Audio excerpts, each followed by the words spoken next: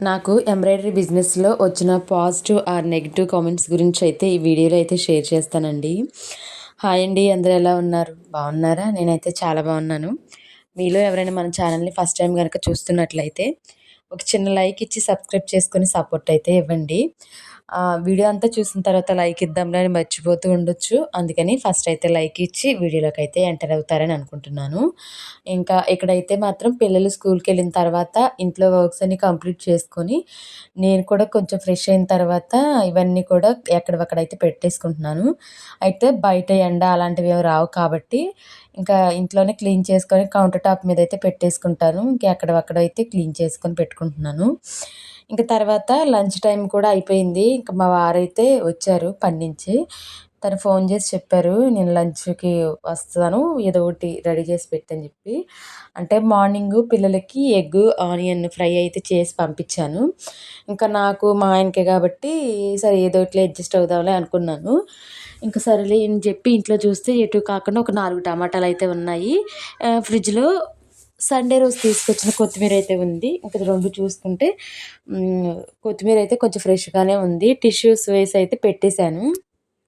ఇంకా తర్వాత ఫస్టే క్లీన్ చేసి పెట్టుకున్నాను టమాటాలు. దాంట్లోకి కొంచెం కొత్తిమీర, చింతపండు, అలాగే కొంచెం రాళ్ళుప్పు వేసేసుకొని మొత్తం కూడా మ్యాష్ చేసుకున్నాను. ఇలా కన్నా కూడా కొంచెం స్టవ్ మీద పెట్టి వేడైన తర్వాత మ్యాష్ చేస్తే కొంచెం ఈజీగా ఉండేది. కాకపోతే నేనింకా ఇలా పచ్చిగానే మ్యాష్ చేసేసాను. నేనెప్పుడు కూడా ట్రై చేయలేదులెండి ఇలా టమాటా రసాన్నయితే.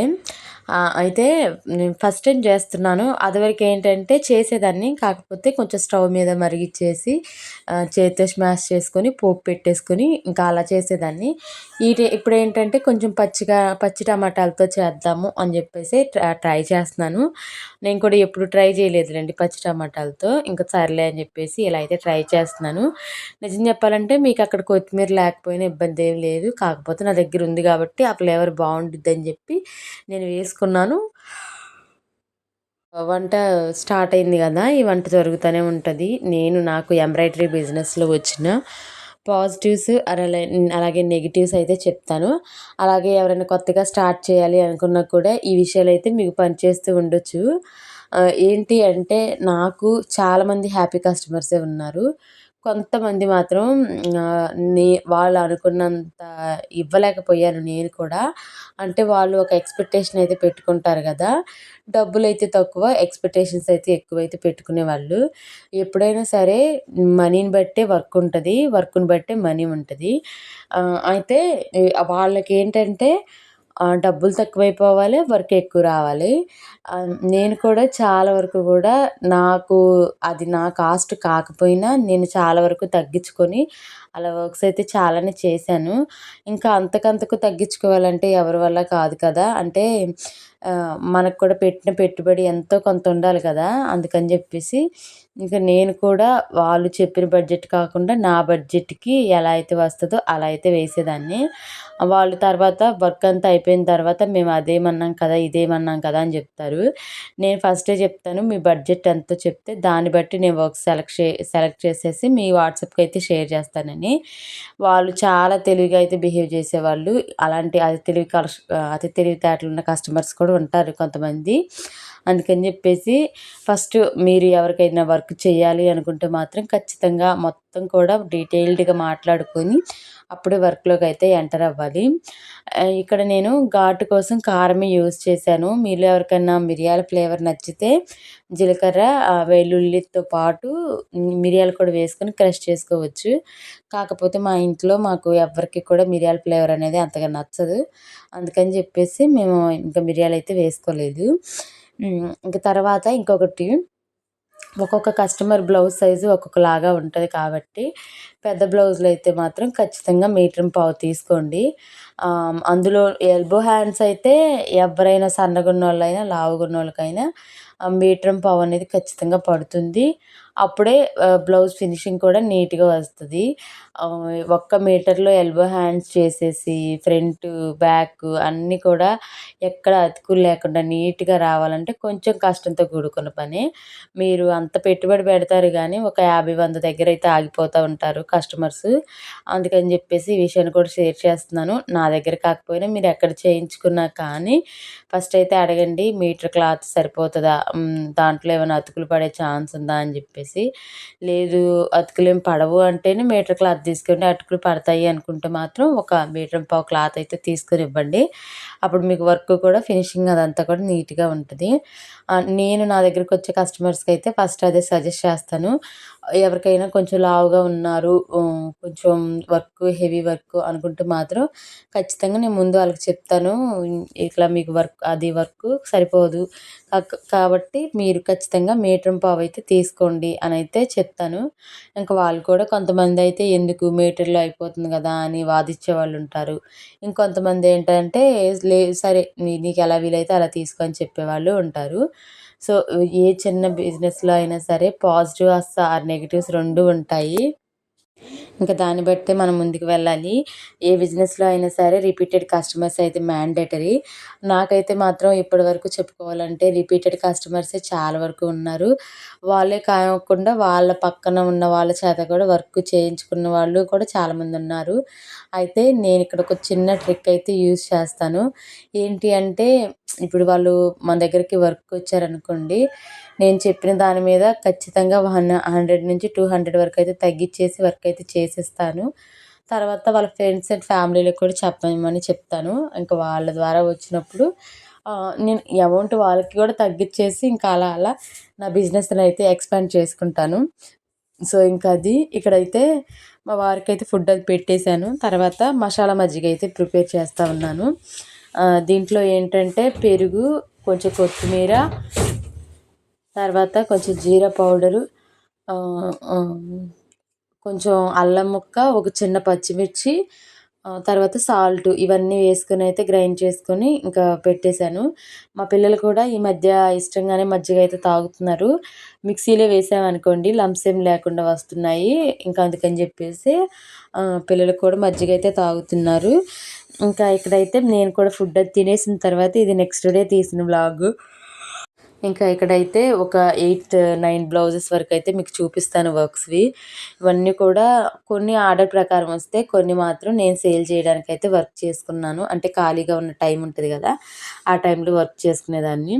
ఈ వర్క్ అయితే చాలా రోజులయిపోయింది రండి చేసి. దీనికి ఇంకా థ్రెడ్ కట్ చేసి కుందన్ వర్క్ అయితే ఈరోజైతే చేశాను.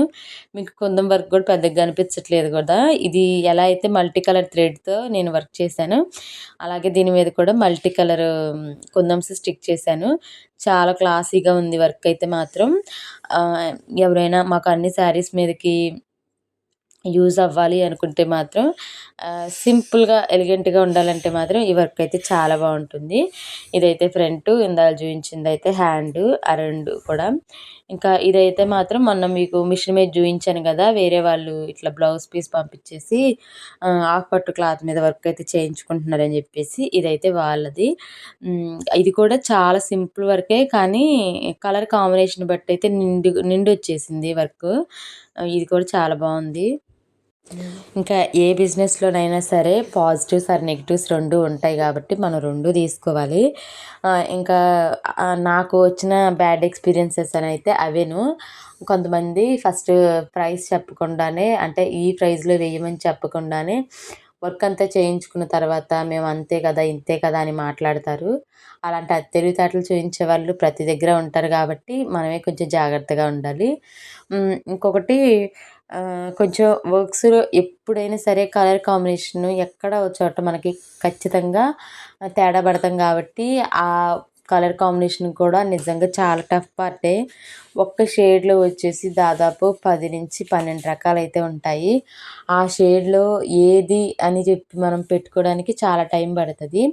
ఎగ్జాక్ట్ కలర్ తీసుకుంటే నిండయిపోతది. కొంచెం లైట్ తీసుకుంటే డార్క్ అవుద్ది. ఇలా చాలా ప్రాబ్లమ్స్ అయితే ఉంటాయి. నేను చాలానే ఫేస్ చేశాను.